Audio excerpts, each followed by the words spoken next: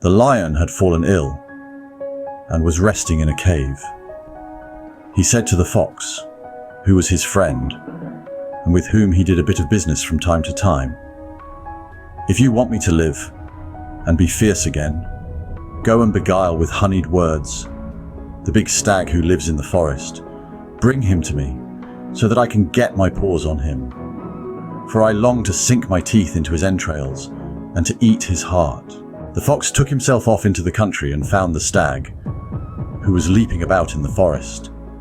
He approached the stag with a fond air, saluted him respectfully, and said, "I come to announce good news. You know that our king, the lion, is my neighbor. He is now very ill and on the point of death. He is demanding to know which animal will reign after him. The wild boar is lacking in all intelligence. The bear is awkward. The panther is irascible. The tiger boastful. Only the stag is dignified enough to reign, for he is the tallest and the longest lived, and besides, his horn is deadly to snakes. But why go on anymore? He has decided that you should become king. But now that I have brought you this good news, what may I have for being the bearer of it? Speak, for I am in the most terrible hurry, as I am afraid His Majesty will call me back. He cannot do without my counsel.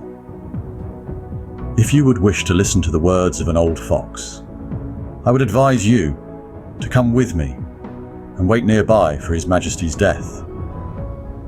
Thus spoke the fox. The stag's ear swelled with vanity at these words, and he went to the cave, without suspecting what would happen. Then the lion leaped at him headlong. However, he merely managed to tear the stag's ears with his claws. The stag saved himself and fled with all haste to the woods. The fox clapped his hands in dismay at the loss of all his labor, and the lion began to moan and make great roars, for he was overcome with hunger as well as with sorrow.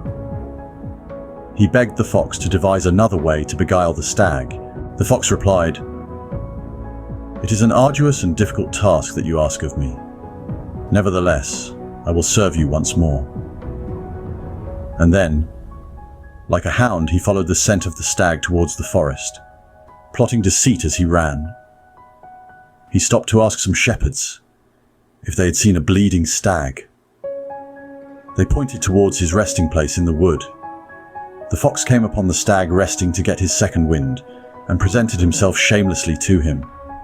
The stag, full of anger and with his fur all splattered with blood, cursed him.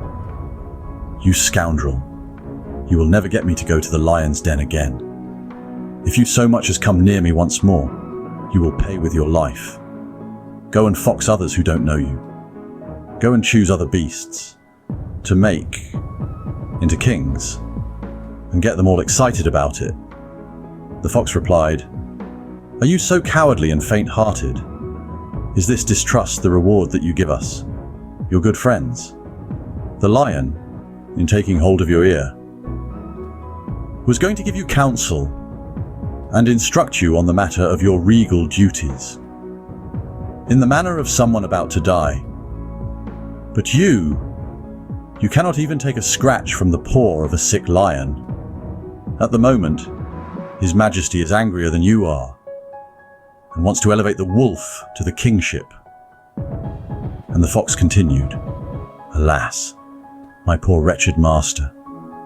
But come, do not be afraid. Be as meek as a lamb.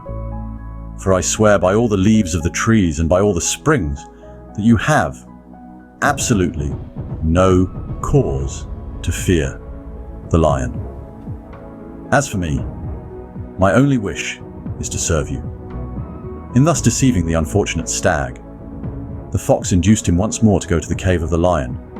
When the stag entered the lion's cave, the lion had him for supper. He swallowed all the bones, all the marrow and the entrails. The fox stood there watching him. The stag's brain fell to the ground. The fox snatched it and ate it to compensate himself for all his efforts. But the lion having looked around for every morsel, could not find the brain and asked where it was. The fox, keeping his distance, said, "The truth is, the stag had no brains. Don't even bother to look for it. For how could an animal be said to have a brain who has gone twice into a lion's den and encountered the paws of a lion?"